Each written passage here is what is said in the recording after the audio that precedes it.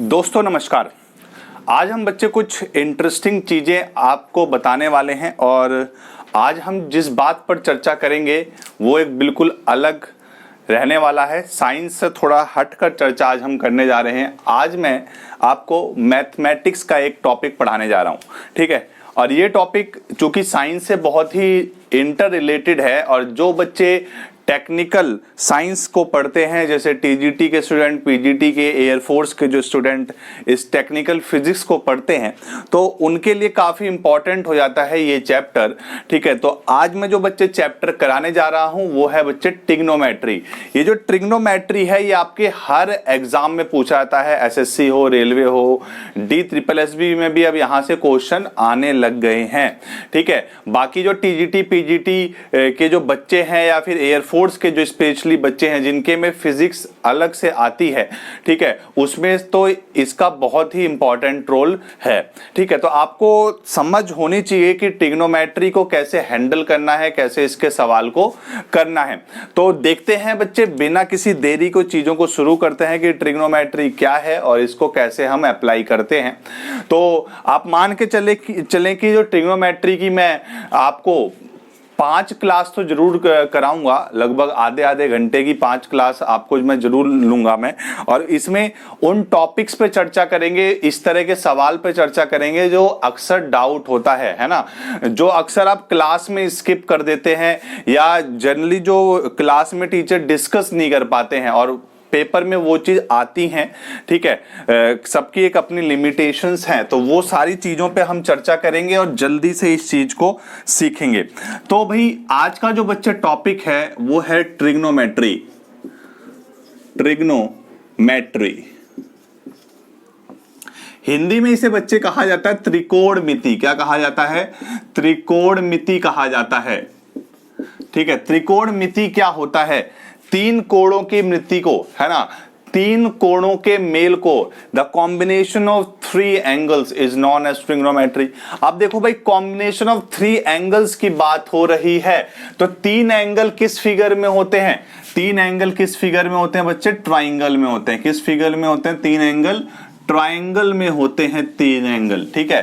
तो ट्रिग्नोमेट्री का कॉन्सेप्ट लगाने के लिए सबसे पहले यूज होता है ट्राइंगल, मतलब ट्राइंगल से ही ट्रिग्नोमेट्री का कॉन्सेप्ट बना है।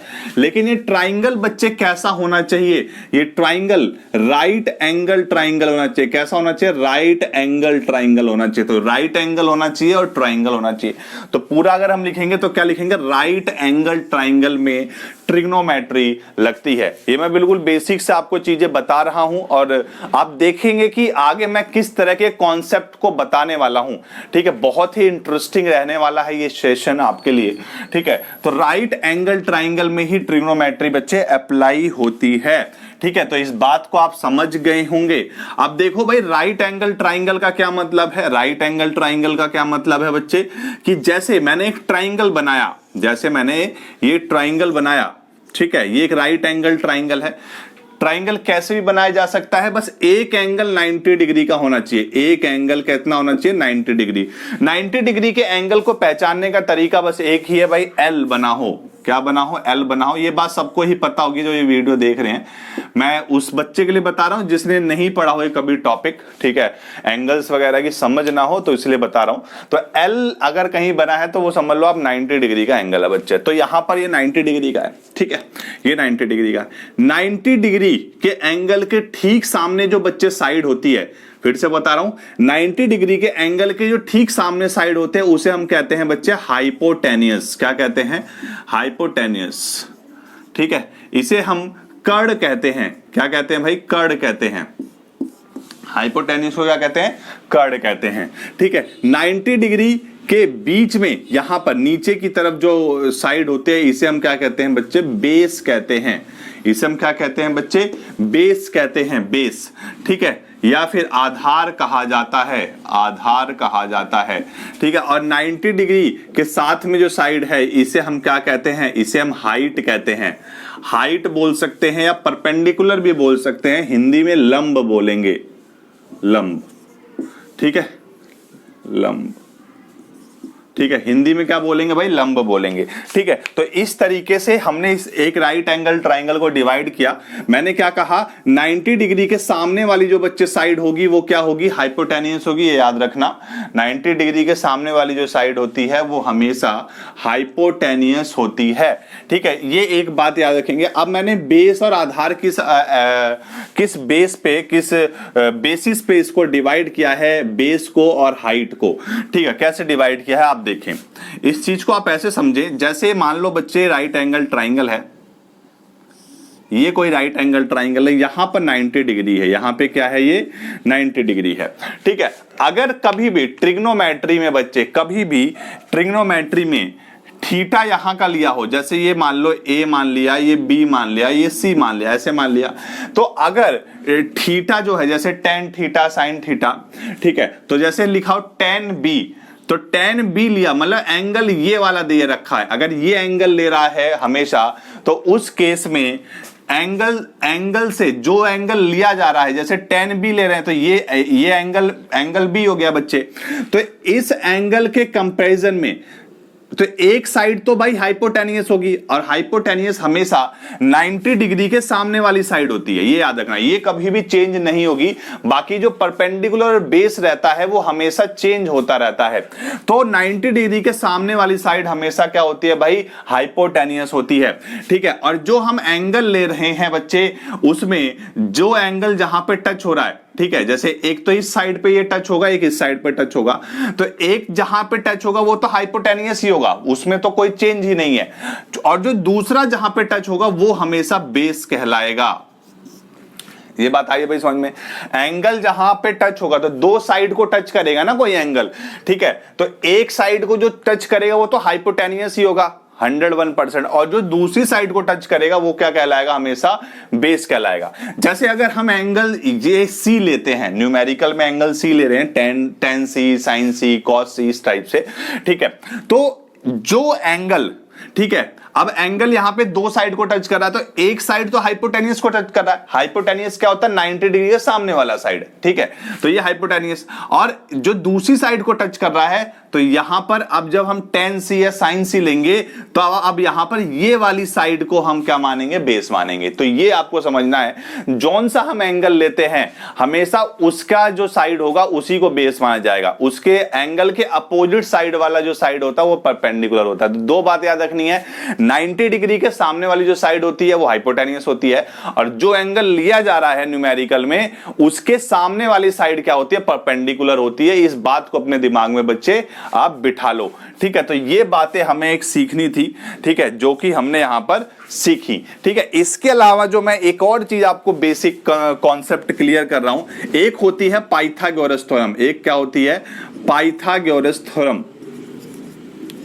पाइथागोरस, जो पाइथागोरस प्रमेय है बच्चे, वो क्या कहता है कि हाइपोटेनियस, वो क्या कहता है, हाइपोटेनियस, शॉर्ट में लिख देता हूं हाइपो, बस हाइपोटेनियस, या कर्ण का स्क्वायर बराबर क्या होता है, हाइट का स्क्वायर या परपेंडिकुलर का स्क्वायर, और प्लस में बेस का स्क्वायर, प्लस में क्या, बेस का स्क्वायर, ठीक है। तो ये आपको याद रखना है, हाइपोटेनियस बराबर हाइट का स्क्वायर प्लस में बेस का स्क्वायर, ये चीज आपको याद होनी चाहिए। और ये पाइथागोरस थ्योरम हमेशा राइट एंगल ट्राइंगल में ही लगता है, हमेशा राइट एंगल ट्राइंगल में लगता है, राइट एंगल ट्राइंगल में ही अप्लाई होता है पाइथागोरस थ्योरम। तो ये बात आपको पता होनी चाहिए बच्चे, ठीक है भाई।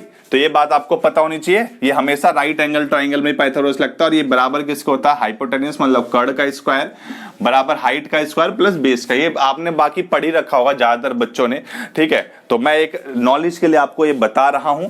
अब जैसे एक पाइथागोरस में एक ट्रिपलेट का कॉन्सेप्ट है, ठीक है। अब ये जो बच्चे ट्रिपलेट होता है ना, ये आपका बहुत ही इंपॉर्टेंट कॉन्सेप्ट है ट्रिपलेट का। आपका जो कैलकुलेशन का टाइम है वो काफी हद तक बच जाता है।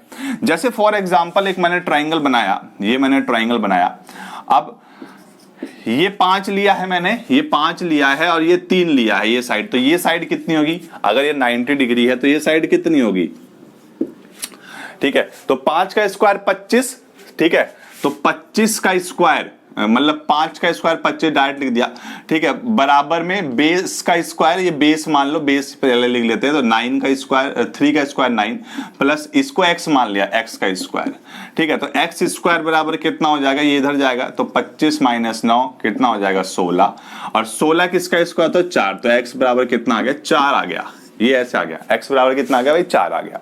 तो यहां पर ये साइड कितनी आएगी 4 आएगी, तो एक ट्रिपलेट हो गया, ठीक है। अब इस चीज को आप याद ही कर लो, डायरेक्ट याद कर लो।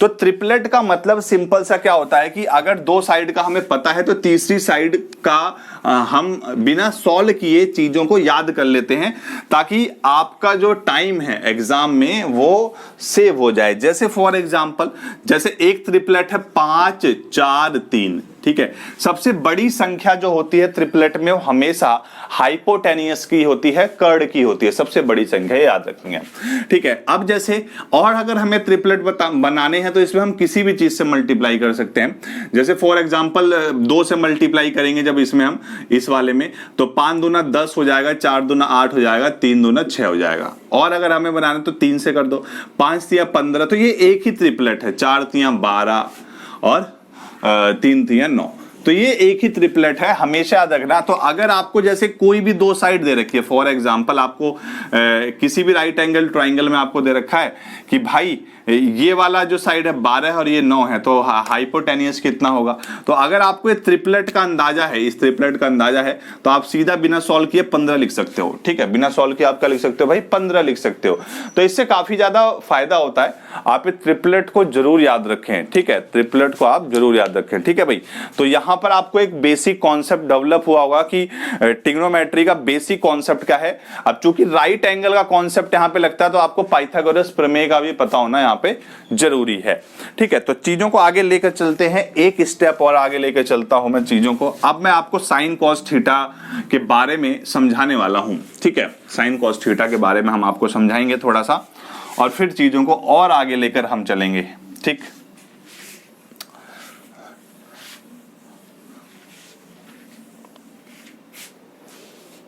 देखिए बच्चे, टोटल हमारे पास 6 ट्रिग्नोमेट्री के एंगल्स होते हैं, है ना, 6 ट्रिग्नोमेट्री के एंगल्स होते हैं, आप वर्ड समझ सकते हैं। जैसे एक होता है भाई साइन थीटा, यहां पे थीटा का मतलब एंगल है, थीटा की जगह ए आ सकता है, बी आ सकता है, सी आ सकता है, जो भी न्यूमेरिकल में दिया हो, ठीक है, तो कुछ भी आ सकता है, साइन थीटा होता है। एक होता है बच्चे कॉस थीटा, ठीक है, एक होता है बच्चे टेन थीटा, एक होता है बच्चे कॉट थीटा, एक होता है कॉसेक थीटा, और एक होता है भाई सेक थीटा। तो इस तरीके से थीटा का मतलब यहां पे क्या है, एंगल है, मैं बार बार बोल रहा हूं, ठीक है। तो जो साइन थीटा है, याद रखेंगे इस चीज को, ठीक है, एक दूसरे के अपोजिट भी चीजें यहां पर देखने को मिलेगी, ठीक है। आप देखो भाई साइन थीटा किसका उल्टा होता है, कॉसेक का। साइन थीटा किसका उल्टा होता है भाई, कॉसेक का रेसिप्रोकल होता है, या कॉसेक थीटा बराबर 1/sin थीटा, या साइन थीटा बराबर 1/cosec थीटा। इसी तरीके से बच्चे कॉस थीटा जो है, कॉस थीटा वो सेक थीटा का उल्टा होता है। किसका उल्टा होता है वो बच्चे, सेक थीटा का उल्टा होता है। इसी प्रकार से भाई टेन थीटा जो है, टेन थीटा बच्चे साइन थीटा अपॉन में, पहले रेसिप्रोकल लिख देते हैं फिर और फॉर्मूला लिखेंगे। तो टेन थीटा बच्चे जो है वो 1/cot थीटा होता है, कॉट थीटा का उल्टा होता है, ठीक है। टेन थीटा किसका उल्टा होता है भाई, कॉट थीटा का उल्टा होता है, ठीक है। अब जैसे हमें 3 याद कर लिए, बहुत है ये 3 याद करना। अब बाकी 3 तो यही बच्चे हैं, जैसे टेन थीटा कॉट थीटा का उल्टा, इसीलिए इसी तरह कॉट थीटा किसका उल्टा हो जाएगा, वेरी गुड, टेन थीटा का उल्टा हो जाएगा, ठीक है। इसी प्रकार से जो कॉसेक थीटा है वो किसका उल्टा है, साइन थीटा का, ठीक है, यहां 1/sin थीटा आ जाएगा। तो आपको बस 3 याद करना, और सेक थीटा किसका उल्टा हो जाएगा, कॉस थीटा का। ये रेसिप्रोकल का कॉन्सेप्ट है। तो आप एक जैसे शॉर्ट फॉर्म में याद रख सकते हैं, एससीओ मतलब साइन का उल्टा कौन होगा, कॉसेक, या कॉसेक का उल्टा कौन होगा, साइन होगा, ठीक है। यहां पे कॉसेक है, ठीक, ये बात आगे सुनने। इसी प्रकार से सीओ सेक, ठीक है ना, या कोसेक, ऐसे याद कर सकते हैं आप इसको। और यहां पे टेन को, यहाँ पे को, हर को का मतलब अलग है। यहाँ पे इस को का मतलब कौशक है, कौशक। इस को का मतलब कॉस है और इस को का मतलब है कॉट। ठीक है, इस तरीके से आप रेसिप्रोकल को याद कर सकते हैं, पूरा पूरा याद कर सकते हैं। अगर ऐसे कंफ्यूज हो तो एस का कौशक याद कर सकते हैं, कॉस का सेक याद कर सकते हैं और टेन का कॉट याद कर सकते हैं। तो इस तरीके से शॉर्ट फॉर्म में आप चीजों को याद कर सकते हैं कि रेसिप्रोकल का ये कॉन्सेप्ट हुआ। इसके अलावा बच्चे जो टेन है, टेन थीटा का एक और फॉर्मूला होता है साइन थीटा अपॉन में कॉस थीटा। क्या होता है भाई? साइन थीटा अपॉन में कॉस थीटा होता है। ठीक है, अब जब टेन थीटा का बच्चे जब फॉर्मूला साइन थीटा अपॉन में कॉस थीटा होगा तो कॉट थीटा का फॉर्मूला साइन और कॉस के फॉर्म में क्या होगा? अरे भाई टेन थीटा का उल्टा होता है कॉट थीटा, तो इस फॉर्मूले को भी उल्टा ही कर दो। मैंने अभी क्या बताया कि टेन थीटा का उल्टा कॉट थीटा या कॉट थीटा का उल्टा टेन थीटा। तो अगर टेन थीटा का ये फॉर्मूला है तो कॉट थीटा का फॉर्मूला क्या हो जाएगा? इसका रेसिप्रोकल हो जाएगा। तो क्या हो जाएगा भाई? कॉस थीटा अपॉन में साइन थीटा। ठीक है, ये बात आपको याद रखनी है, ये बात आपको याद रखनी है। मैं देखो बच्चे इस वीडियो में आपको वैल्यूज नहीं बता रहा कि साइन 0 की वैल्यू क्या होती है, साइन 30 की वैल्यू क्या होती है। ये आप देख के याद कर लेना, आप समझदार हैं सारे बच्चे। ठीक है, तो इतना भी बेसिक लेवल लेके नहीं जा रहा ताकि आप बोर हो जाएं इस वीडियो को देख के। ठीक है, तो वैल्यूज आप याद कर लेना कहीं से भी, जैसे साइन 0 की वैल्यू क्या होती है भाई, साइन 30 की क्या होती है, साइन 45 की क्या होती है। आपको ऑन द टिप्स ये वैल्यूज याद होनी चाहिए। ठीक है, तो ये बात आप याद कर लेना। ठीक है भाई, तो एक तो ये चीज आपको समझ में आई होगी कि sine theta, cos theta, tan theta, ये सारे फॉर्मूले मैंने आपको यहाँ पे समझा दिए। ठीक है, अब जो मैं यहाँ पे और जो चीजें आपको यहाँ पर बताने वाला हूँ वो देखें भाई कि और मैं यहाँ पे चीजें आपको क्या कॉन्सेप्ट यहाँ पे और क्लियर कराने जा रहे हैं हम आपको। ठीक है, तो देखते हैं। तो कुछ फॉर्मूले और बताऊंगा और उसके बाद कुछ न्यूमेरिकल्स, और आगे का जो भी सेशन रहेगा हमारा उसमें हम न्यूमेरिकल के साथ फॉर्मूले करेंगे। ठीक है, ये बेसिक फॉर्मूले आपको पता होने चाहिए, तभी न्यूमेरिकल करने का कोई फायदा है, नहीं तो नहीं है। ठीक है, तो आगे की जो सेशन रहेगा उसमें हम न्यूमेरिकल के साथ ही फॉर्मूले करेंगे। ठीक है, तो अभी देखो भाई और भी कुछ फॉर्मूले हैं जो कि हमें समझने हैं। जैसे कि एक होता है भाई कॉम्प्लीमेंट्री, एक होता है कॉम्प्लीमेंट्री। तो एक कॉम्प्लीमेंट्री फॉर्मूले हैं, कॉम्प्लीमेंट्री फॉर्मूलाज। तो जो बच्चे कॉम्प्लीमेंट्री का मतलब क्या है, इसका क्या मतलब होता है? तो एक वर्ड है भाई complementary angle, complementary angle. Complementary angle को हिंदी में कहा जाता है पूरक कोण। क्या कहा जाता है हिंदी में बच्चे? पूरक कोण कहा जाता है। कॉम्प्लीमेंट्री एंगल को क्या कहा जाता है हिंदी में? पूरक कोण कहा जाता है। ठीक है, तो जो बच्चे कॉम्प्लीमेंट्री एंगल है, जो कॉम्प्लीमेंट्री एंगल है, इस चीज को हमें बच्चे समझना है यहां पर। इसका क्या मतलब हुआ? Complementary angle basically sum of two angle which is equal to 90 degree. अगर दो एंगल का सम, अगर बच्चे किन्हीं भी दो एंगल का सम कितना आ जाए, 90 डिग्री आ जाए, अगर किसी भी दो एंगल का सम कितना आ जाए, 90 डिग्री आ जाए, 90 आ जाए, तो उसे एक दूसरे का कॉम्प्लीमेंट्री कहते हैं। याद रखेंगे इस बात को। अगर किसी भी दो एंगल का सम बच्चे 90 डिग्री हो तो उसे एक दूसरे का क्या कहते हैं? हम कॉम्प्लीमेंट्री कहते हैं। वो एक दूसरे के क्या हो गए? कॉम्प्लीमेंट्री हो गए। एक वर्ड और होता है सप्लीमेंट्री, उसे हम संपूरक कोण कहते हैं। सप्लीमेंट्री का मतलब क्या है बच्चे? कि अगर किसी भी दो एंगल का सम 180 आ जाए तो उसे एक दूसरे का सप्लीमेंट्री कहते हैं। अब यहां से एक समझो बात, जैसे मान लो मैंने एक एंगल ए को मैंने थीटा मान लिया, तो एंगल बी क्या हो जाएगा? अगर ए और बी एक दूसरे कॉम्प्लीमेंट्री हैं तो एंगल बी क्या हो जाएगा? 90 माइनस थीटा हो जाएगा। ठीक है भाई, अरे यहाँ थीटा रख दो तो एंगल बी हमें निकाला, तो थीटा उधर चला तो 90 माइनस थीटा हो जाएगा ना। तो हमेशा याद रखना बच्चे, अगर एक दो एंगल एक दूसरे के कॉम्प्लीमेंट्री होते हैं तो एक एंगल अगर थीटा है तो दूसरा एंगल क्या हो जाएगा? 90 माइनस थीटा हो जाएगा। ठीक है भाई, तो इसी तरीके से बच्चे ट्रिग्नोमेट्री में भी जो मैंने sine, cos, cot, cosec, tan, ये सब जो मैंने आपको अलग अलग एंगल्स के फॉर्म बताए हैं, ठीक है, तो इसी तरीके से ट्रिग्नोमेट्री में भी ये सारे एक दूसरे के कॉम्प्लीमेंट्री होते हैं। जैसे भाई साइन, ठीक है, साइन। साइन का कॉम्प्लीमेंट्री होता है बच्चे कॉस। साइन का कॉम्प्लीमेंट्री क्या होता है बच्चे? कॉस होता है। साइन का कॉम्प्लीमेंट्री कॉस, ठीक है। इसी प्रकार से टेन का कॉम्प्लीमेंट्री होता है कॉट, ठीक है। इसी प्रकार से सेक का कॉम्प्लीमेंट्री होता है कॉसेक। ये उल्टा भी लिख सकते हैं हम बाकी, ठीक है। कैसे? साइन यहां पे लिखा कॉस। कॉस की जो बच्चे फुल फॉर्म है, कॉस की फुल फॉर्म क्या होती है? अब देख रहे हो ना यहां पे इन तीनों में इनके आगे क्या लिखा हुआ? सीओ लिखा हुआ। क्या लिखा हुआ भाई? सीओ लिखा हुआ है। तो कॉस का मतलब क्या हो गया? Complementary of sine. ये बात आई समझ में? कॉस की फुल फॉर्म क्या होगी? कॉम्प्लीमेंट्री ऑफ साइन हो गई। इसी प्रकार से बच्चे कॉट की फुल फॉर्म क्या होगी? कॉम्प्लीमेंट्री ऑफ टेन हो गई। ये बात आ गई समझ में?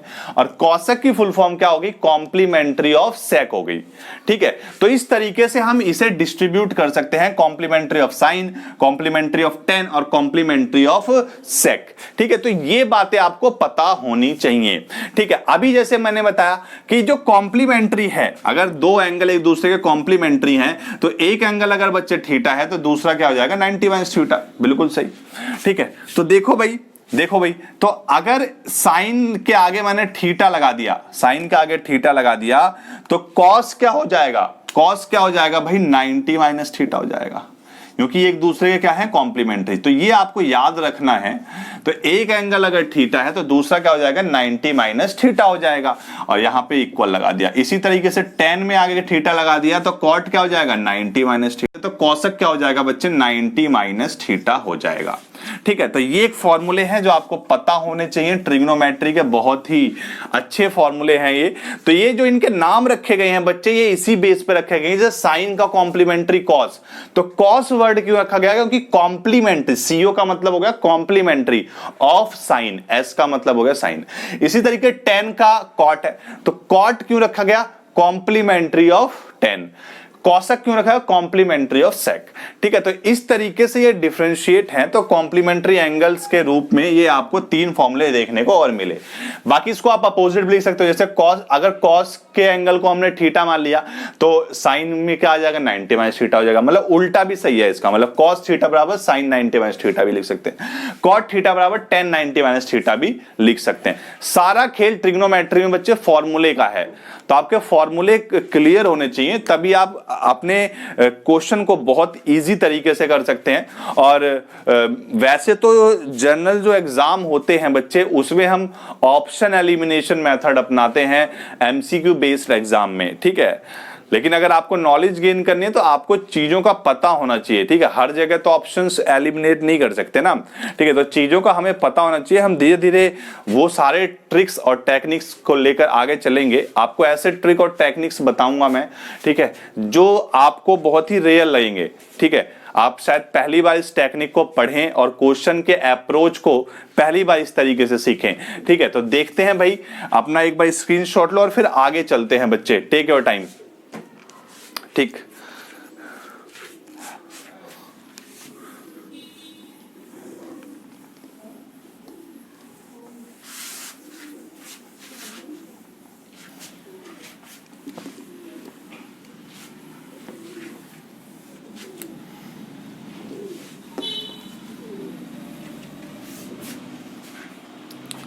देखो बच्चे, तो यहां पर हम कुछ और बातें यहां पर हम सीखने वाले हैं, ठीक।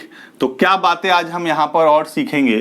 कॉम्प्लीमेंट्री एंगल मैंने आपको पूरा समझाया, साइन कॉस के बारे में पूरा बताया, और एक लास्ट चीज, एक लास्ट फॉर्मूले का कॉन्सेप्ट में बता रहा हूं, ठीक है। बाकी और भी फॉर्मूले हैं ट्रिग्नोमेट्री में, बहुत सारे फॉर्मूले, वो आगे हम आपको डिलीवर करते रहेंगे, ठीक है। तो देखो भाई, एक आपको टेक्निक याद करनी है, एक काम की बात याद करनी है, ठीक है। तो काम की बात जो है वो हिंदी मीडियम और इंग्लिश मीडियम दोनों के लिए है। तो पहले हिंदी मीडियम वाले बच्चों के लिए बताता हूं। हिंदी मीडियम के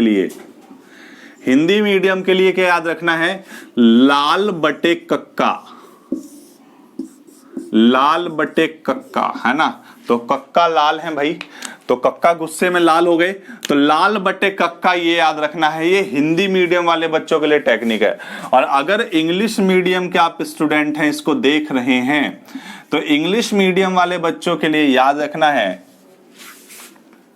इंग्लिश मीडियम वाले बच्चों के लिए याद रखना है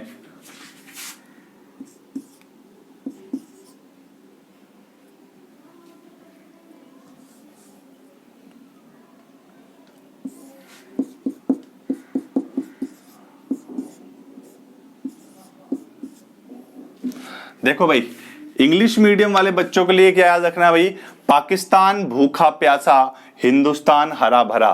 ठीक है, तो इंग्लिश मीडियम वाले बच्चों के लिए क्या याद रखना, पाकिस्तान भूखा प्यासा और हिंदुस्तान हरा भरा। तो इस चीज को याद रखना है भाई, इंग्लिश मीडियम वाले बच्चों के लिए ये टेक्निक है, और हिंदी मीडियम वालों के लिए क्या टेक्निक है, लाल बटे कक्का। अब इसका मतलब समझो भाई, इसका मतलब क्या है, यहां पे एल का मतलब, ये एल स्टैंड फॉर द लंब,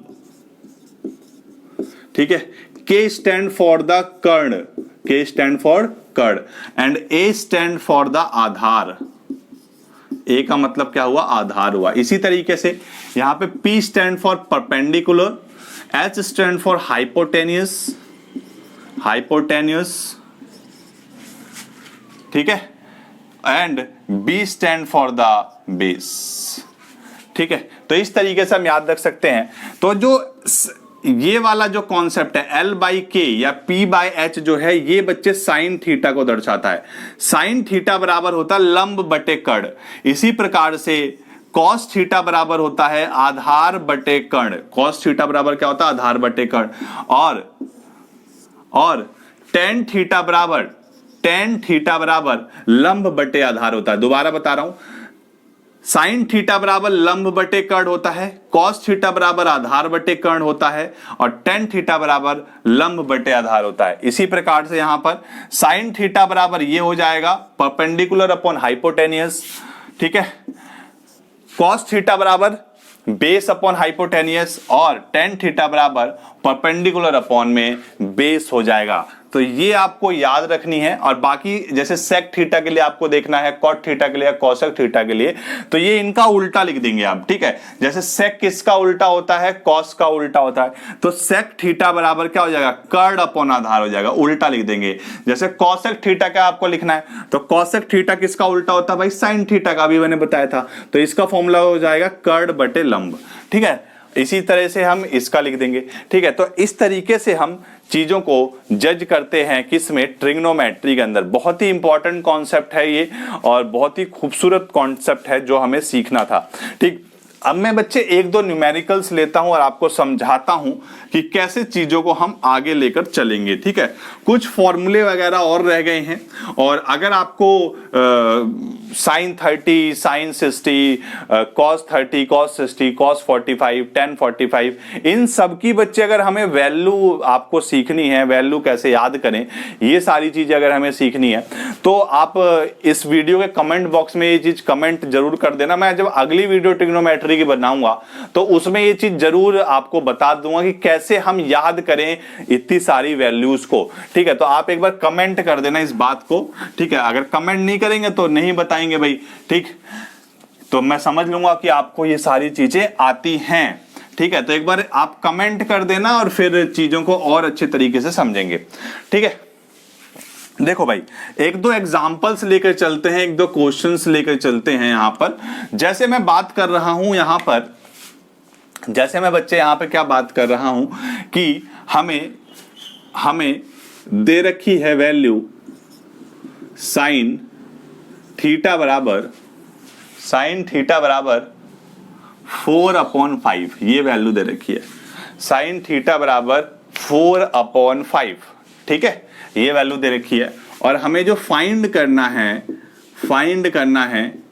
क्या करना है भाई, फाइंड जो हमें करना है वो करना है sine square theta minus cos square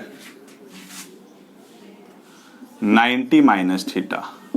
ठीक है, ये हमें मान लो फाइंड करना बच्चे। साइन स्क्वायर थीटा माइनस में cos square 90 minus theta find करना है। ठीक है, तो अभी जो मैं आपको क्वेश्चन करा रहा हूं वो उस बेस पे करा रहा हूं जो अब तक की जो चीजें आपको पढ़ाई हैं, अब तक की जो मैंने चीजें आपको बताई हैं। ठीक है, तो उसी के बेस पे अभी मैं चीजें करा रहा हूं, बस अभी कोई लेटेस्ट फॉर्मूला नहीं लगाऊंगा। ठीक, तो देखते हैं बच्चे इसमें क्या आपको देखने को मिलेगा। ठीक है, अब जैसे कई बच्चे इसमें आप cos थीटा की वैल्यू निकालोगे, उस तरीके से सॉल्व करोगे। इसमें सिंपल कुछ नहीं करना, साइन स्क्वायर थीटा, आप देखो cos स्क्वायर 90 माइनस थीटा, तो cos 90 माइनस थीटा क्या होता है, साइन थीटा होता है, तो माइनस का क्या हो जाएगा, साइन स्क्वायर थीटा ये हो जाएगा। ये फॉर्मूला आप क्या लिख दोगे, साइन स्क्वायर थीटा लिख दोगे, और इससे ये कट जाएगा तो क्या आंसर आ जाएगा आपको, 0 आंसर आ जाएगा। तो इसकी कोई जरूरत ही नहीं पड़ी, इसी कोई बच्चे जरूरत ही नहीं पड़ी। अगर मान लो हमें एक और, जैसे इसी में एक और निकालना है, टेन थीटा माइनस में कॉस थीटा, इसकी वैल्यू मान लो निकालनी है आपको, टेन थीटा माइनस में कॉस थीटा, इसकी वैल्यू अगर आपको निकालनी है तो कैसे निकालेंगे। हमें ये दे रखा है साइन थीटा बराबर 4/5, फाइंड टेन थीटा माइनस में कॉस थीटा। ठीक है, तो कैसे निकालेंगे, तो हमें 4/5 दे रखा है, तो 4 का मतलब क्या है कि ये आपका लंब है, क्योंकि साइन थीटा की वैल्यू क्या होती है, लंब बटे कर्ण। ठीक है, परपेंडिकुलर अपॉन में हाइपोटेनियस, तो ये लंब बटे कर्ण है, या इंग्लिश में लिखेंगे हम परपेंडिकुलर अपॉन में हाइपोटेनियस, P/H या L/K, ये हिंदी में लिखा है मैंने, ये इंग्लिश में लिखा है। ठीक है, तो अगर कोई राइट एंगल ट्राइंगल है, ठीक है, और साइन थीटा की वैल्यू आपको 4/5 दे रखा है, तो थीटा अगर हम ये मानते हैं तो परपेंडिकुलर, थीटा के सामने वाला जो साइड होता है परपेंडिकुलर होता है, तो ये 4 हो गया, और नीचे वाली वैल्यू कर्ण की है, हाइपोटेनियस की है, तो हाइपोटेनियस तो एक ही होता है बच्चे, तो ये 5 हो गया। और अभी मैंने थोड़ी देर पहले आपको ट्रिपलेट बताया था, तो अगर ये 4 है, ये 5 है, तो ये क्या होगा, 3 होगा। ठीक है, ये 3 होगा। ठीक है, तो अब टेन थीटा बराबर क्या होता है, लंब बटे आधार होता है, परपेंडिकुलर अपॉन बेस, तो टेन थीटा बराबर परपेंडिकुलर अपॉन बेस मतलब 4/3, ये परपेंडिकुलर है, बेस है, तो टेन थीटा की जगह मैंने क्या लिख दिया, 4/3 माइनस कॉस थीटा बराबर क्या होता है, कॉस थीटा बराबर क्या होता है, बेस अपॉन में हाइपोटेनियस, कॉस थीटा बराबर क्या होता है, बेस अपॉन में हाइपोटेनियस होता है, आधार बटे में कर्ण होता है। कॉस थीटा बराबर लाल बटे कक्का बताया था, तो a अपॉन में k है ना, आधार बटे कर्ण, तो आधार कितना है बच्चे 3 और कर्ण कितना है 5, तो 3/5। इसे सॉल्व कर लीजिए आप। तो जैसे बच्चे इसको अगर हम यहां पर सॉल्व कर रहे हैं, तो 5 और 3 का एलसीएम कितना हो जाएगा, 15 हो जाएगा। ठीक है, तो यहां से 3 से 5 बार गया, तो 5 चौक का 20 माइनस में 3 तिया 9 हो गया। ठीक है, तो 20 में से 9 गया कितने, 11/15, तो आपका आंसर कितना हो जाएगा, 11/15, ये आपका आंसर हो जाएगा। तो कहने का मतलब क्या हुआ कि अगर आपको एक चीज दे रखी है, जैसे आपको एक चीज दे रखी है, किसी भी एंगल की वैल्यू दे रखी है, जैसे साइन थीटा की वैल्यू दे रखी है, कॉस थीटा की दे रखी है, तो उस वैल्यू के बेस पे आपको कितना भी कॉम्प्लिकेटेड सवाल दिया जा सकता है। ठीक है, जैसे यहां पे हम बटे में भी कुछ लिख सकते थे, tan theta minus cos theta upon में tan theta plus cos theta, इसकी वैल्यू भी निकालो। तो आप एक इंडिविजुअल एक ट्राइंगल बना के वो सारी चीजें लिख ले और वैल्यू डायरेक्ट आप वहां पे पुट कर सकते हैं। ठीक है, आप वैल्यू वहां पे डायरेक्ट उसमें पुट कर सकते हैं। विद इन 30 सेकेंड ये क्वेश्चन इस टाइप का आपका हो जाएगा। ठीक है, तो इसी के साथ बच्चे इस सेशन को यहीं पर खत्म करते हैं। आशा करता हूं आपको मजा आया होगा इस सेशन में, और अगर आपको कोई भी डाउट है इस सेशन से रिलेटेड तो आप कमेंट बॉक्स में कमेंट जरूर करें। और बाकी अगर आपको इसमें वैल्यूज भी सीखनी है कि ट्रिग्नोमेट्री की क्या क्या वैल्यूज होती हैं उसको भी सीखना है, तो वो भी कमेंट बॉक्स में कमेंट जरूर करें, मैं उसके ऊपर भी एक वीडियो आपको बना दूंगा। तो तब तक के लिए बच्चे घर पे रहिए, पढ़ाई का भरपूर फायदा उठाइए, और मिलते हैं बच्चे नेक्स्ट सेशन में। जय